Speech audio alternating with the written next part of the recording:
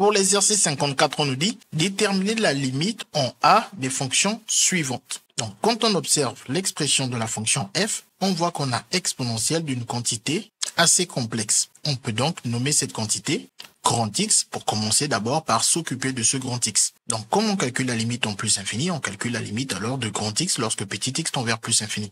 On remplace pour cela grand X par son expression. 1 sur petit x, on sait que ça va tendre vers 0 si petit x tend vers plus infini car on a une constante sur l'infini qui donne 0.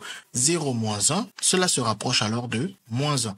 Une fois qu'on a fini de calculer la limite de grand X, on peut maintenant s'occuper de la limite de la fonction f lorsque x tend vers plus infini. On commence par remplacer f par son expression et comme toute cette quantité nous l'avons appelée grand X, on fait alors notre changement de variable et on obtient exponentielle de grand X. Et bien évidemment ici, il faut trouver vers quoi tend grand X. On avait déjà fait le calcul ici, on avait obtenu moins 1. Donc, quand petit x tend vers plus infini, d'après cette ligne, grand X, il tend vers moins 1. Donc ici, on obtient alors exponentielle de moins 1, lorsque grand X se rapproche de moins 1. Exponentielle de grand X se rapproche de exponentielle de moins 1. Et on rajoute le plus 2. Pour la question B, en observant l'expression, on voit qu'on a la racine carrée d'une expression qui est une fonction affine. Donc on va d'abord s'occuper de la limite de l'expression affine. Pour cela, on commence par nommer cette expression. On l'appelle grand X. Bien évidemment, vous pouvez choisir d'autres noms. Vous n'êtes pas obligé de choisir grand X. Vous pouvez prendre grand Y, grand Z, comme vous voulez. Donc nous, on prend grand X. Donc nous, on va calculer la limite de grand X. Et on nous a dit la limite se calcule en moins l'infini. Donc quand petit x tend vers moins l'infini, on remplace grand X par son expression. Et on va directement faire le calcul ici. Puisqu'on ne rédige pas, on fait juste les explications. Petit x tend vers moins l'infini. Donc on a moins l'infini qui vient du petit x. Multiplié par moins 2, moins et moins, ça fait plus 2 fois l'infini, ça fait l'infini, donc ça nous donne plus l'infini. On rajoute 1, ça nous donne alors plus l'infini. Une fois qu'on a la limite de grand X, on va maintenant calculer la limite de G. Donc pour calculer la limite de G, de X, lorsque petit x tend vers moins l'infini, on commence par remplacer G par son expression. Et une fois qu'on a remplacé G par son expression, cette quantité, nous l'avons appelée grand X. Donc on va faire le changement de variable pour dire que ça nous donne alors racine de grand X, car 1 moins 2x, c'est notre grand X. Et bien évidemment ici, le grand X, lui, il tend vers plus l'infini quand le petit x tend vers moins l'infini d'après la ligne suivante, ou plutôt précédente,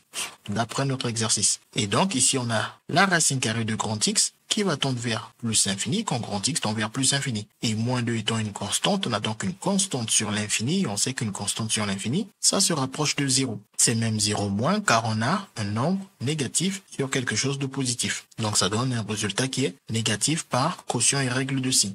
On obtient ainsi la limite de la fonction g. Pour la fonction h, maintenant, quand on observe l'expression ici, on voit qu'on a la racine carrée d'un quotient. Un quotient de fonction affine qui représente une fonction homographique. Mais de toute façon, on sait que on a la racine carrée d'une expression qui n'est pas simple. Donc, pour simplifier tout ça, on n'a qu'à nommer cette expression grand X pour avoir racine carrée de grand X ensuite. Donc, on va nommer tout ça grand X. Une fois qu'on a nommé toute cette expression grand X, on va chercher alors la limite de grand X pour pouvoir trouver la limite de toute cette racine carrée. Pour trouver la limite de grand X, on commence par écrire lim de grand X et on nous a dit de calculer la limite lorsque le A tend vers 1 plus. Tendre vers 1 plus, ça veut dire tendre vers 1 en prenant des valeurs supérieures à 1. Une fois qu'on est là, on remplace grand X par son expression pour ensuite continuer notre calcul de limite. Donc ici, il faut maintenant voir vers quoi va se rapprocher le numérateur lorsque x se rapproche de 1 par des valeurs plus grandes que 1.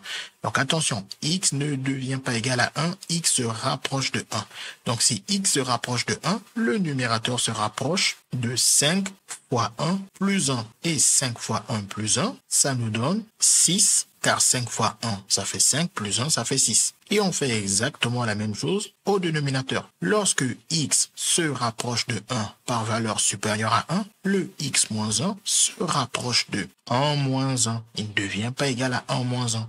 Et 1 moins 1, on sait que c'est 0. Donc quand x se rapproche de 1 par valeur supérieure à 1, le dénominateur se rapproche de 0. Il ne devient pas égal à 0. Donc laisser ça comme ça, c'est scandaleux parce que on ne divise jamais au grand jamais par 0. Nous ici, il faut qu'on précise qu'on est en train de se rapprocher de 0, soit en prenant des valeurs plus grandes que 0, on va noter ça 0 plus, ou en prenant des valeurs plus petites que 0, on va noter ça 0 moins. Et donc pour savoir si on se rapproche de 0 par des valeurs positives ou en prenant des valeurs négatives, on a besoin d'utiliser cette information. Ici, x qui se rapproche de 1 plus, on peut le réécrire en disant que x se rapproche de 1 tout en étant plus grand que 1. Et comme nous on veut du x moins 1, on n'a plus qu'à faire passer ce 1 de l'autre côté de l'égalité, de l'inégalité. En faisant moins 1 des deux côtés, on obtient que x moins 1 est donc strictement plus grand que 0. Ce qui veut donc dire que quand on se rapproche de 0, on se rapproche de 0 tout en étant positif. Donc ici, on sait que c'est alors un 0 plus que nous avons au dénominateur. Une fois qu'on a compris que c'est 0 plus, qui n'est bien évidemment pas 0, mais le fait de se rapprocher de 0 tout en prenant des valeurs positives, on peut ensuite continuer notre calcul de limite. On sait que 0 plus au dénominateur va nous donner plus l'infini,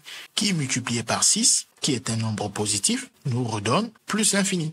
On peut l'expliquer en disant que 6 divisé par 0 plus, ça fait 6 multiplié par l'inverse de 0 plus, car divisé par un nombre, c'est multiplié par son inverse.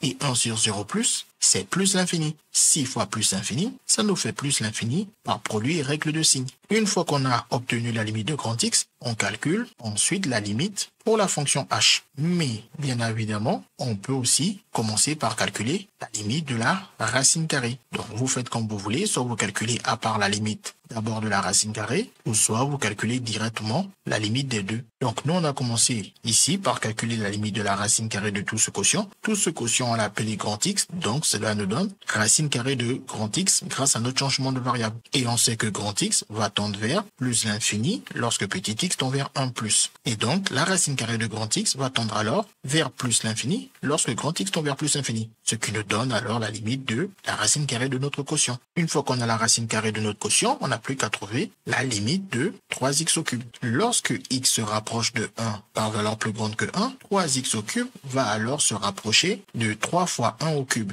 Et 1 au cube, lui, il donne 1. Et 3 fois 1 donne 3. Donc, 3x au cube se rapproche de 3 lorsque x se rapproche de 1 par valeur plus grande que 1. Une fois qu'on a la limite de chacun des termes de cette somme, on n'a plus qu'à sommer les deux limites pour obtenir la limite de notre fonction h. La limite de la fonction h est obtenue en sommant la limite plus l'infini avec la limite 3, ce qui nous donne alors plus l'infini comme limite par somme de limites. Maintenant, pour la question D, quand on observe l'expression, on voit qu'on a exponentielle de quelque chose d'assez complexe. On peut commencer tout simplement par nommer toute cette expression en disant qu'on va l'appeler grand X. Comme ça nous fera exponentielle de grand X et il faudra juste savoir vers quoi tend grand X pour en déduire la limite. Maintenant, en observant ici notre grand X, on voit qu'on a la racine carrée de 1 sur X.